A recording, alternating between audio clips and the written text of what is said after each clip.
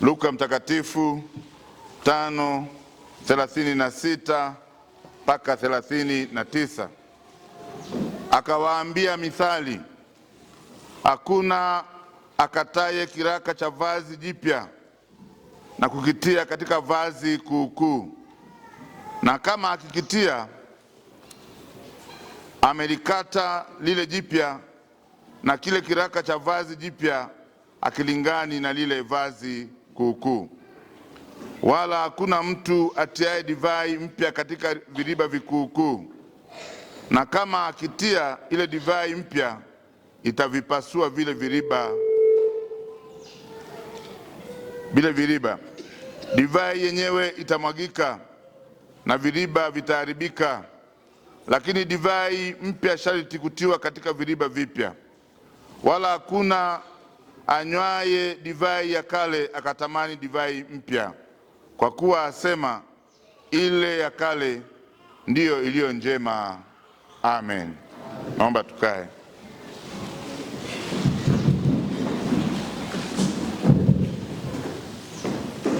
Ninyi mkikaa katika neno langu, mmekuwa wanafunzi wangu kweli kweli.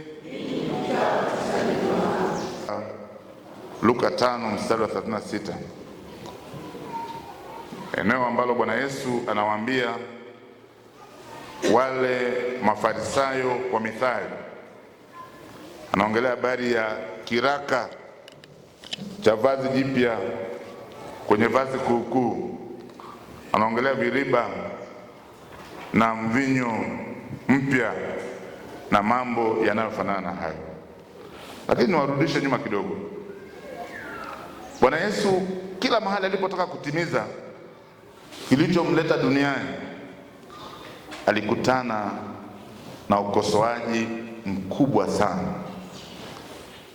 na wakati mwingine alikutana na kejeli ambazo ingekuwa ni wewe mwanadamu kama mimi, tungeweza kukatishwa tamaa kuendelea na yaliyokuwa anatakiwa kuyafanya. Wakati mwingine alikutana na dharau kutoka kwa waliodhani wanaijua kweli na kuishi, hasa Mafarisayo waliojiona wao ni washika sheria. Mnakumbuka alipoingia kwa Zakayo, ameingia na anatimiza kile ambacho kilimleta hapa duniani. Minongono ikaanza, manunguniko yakatawala, wakasema anachangamana na watoza ushuru waliodhaniwa kuwa ni watu wasio na haki. Lakini ukisoma katika Luka hii sura 5 mstari wa 27 mpaka 28, alipomwita Mathayo au Lawi jina la zamani na kumfanya kuwa mwanafunzi wake, paliandaliwa karamu kubwa nyumbani kwa Mathayo. Na mnakumbuka Mathayo alikuwa ni mtoza ushuru kama ilivyokuwa Zakayo. Baadaye wakaalikwa, Yesu akaenda, amemwita huyu mtu, ameacha kazi yake ya zamani, anaamua kumfuata. Akaenda kushiriki tafrija kule nyumbani mwake, wakajaa watu kule, na yenyewe ikaleta shida. Wakasema tena anakula na wenye dhambi. Kaja baadaye kidogo, walikuwa wanaangalia, wako pale, kundi liko pale linamfuata, si kwamba linamfuata ili wajifunze au wasikilize anavyofundisha. Wamemfuata ili wapate nafasi ya kumkamata kwa maneno na kumkosoa kwa yale ambayo alikuwa akiyafundisha na kuyafanya. Baadaye kusoma katika sura hii ya 5 mstari wa 33 na ule wa 35, inakuja hoja tena. Labda sio wameona wanakula pale kwa Zakayo, na baadaye wanaonekana wanakula pale kwa Mathayo. Inakuja hoja tena, wanasema, wewe, mbona wanafunzi wako hawafungi? Mbona hawa hawafungi? Hawa walikuwa na historia. Kabla Yesu hajaanza huduma yake, palikuwepo makundi mengine yaliyotangulia. Walikuwepo wanafunzi wa Yohana Mbatizaji, walikuwa wanafunga. Lakini Mafarisayo na waandishi na Masadukayo walikuwa na taratibu zao pia. Kwa sababu ya makundi haya, yalikuwa na taratibu zao na mapokeo yao. Sasa wao wakategemea na wanafunzi wa Bwana Yesu watakiwa wafanye kama walivyokuwa wanafanya makundi haya mengine. Tunasoma kuwa Mafarisayo walikuwa wanafunga. Tuna kusoma Mathayo sura 6 mstari wa 16 mpaka ule wa 18. Unaona kwamba walikuwa wanafunga, saa nyingine tunaambiwa paka hata wanafunga hata siku 2 katika juma. Ndipo sasa wanapouliza, mbona hawa wanafunzi wako hawafungi? Kwa nini wanafunzi wa Yesu hawafungi?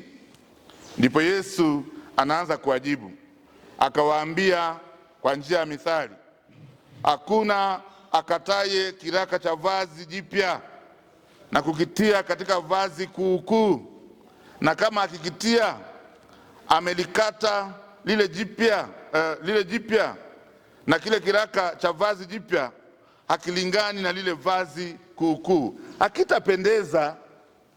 Ukichukua ni sawa kiraka kipya ukaenda kubadilika kwenye vazi lile la zamani, hakitapendeza kwa sababu haitafanana. Hili lingine ni la zamani, hii ingine ni mpya. Bwana Yesu asifiwe. Ni kama nataka kuwatafakarisha juu ya wale washika torati na huyu aliyekuja kutimiliza nini? Torati. Mliokuwa mnayafanya yale yalikuwa yanatabiri, yale yalikuwa yanaangalia au yanawaelekeza kwa yule atakaye kuja.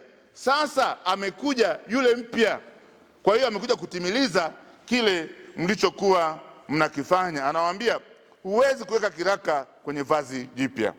Anawauliza, unawezaje kufunga kama umealikwa harusini na upo na bwana harusi? Au utawekaje divai mpya kwenye chupa ya zamani? Au kiriba, kama lugha alivyoitumia.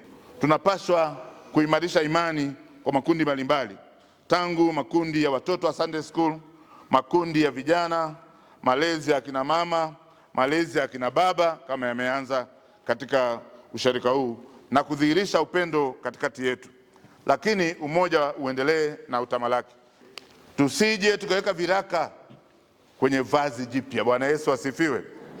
Viraka ni maisha ya chuki. Maisha ya chuki ni viraka kwenye vazi jipya. Migawanyiko ndani ya kanisa ni viraka kwenye vazi jipya. Ubinafsi ndani ya kanisa ni viraka kwenye vazi jipya ambalo Bwana Yesu alikuwa analionyesha. Mungu wa mbingu na nchi aendelee kuwabariki.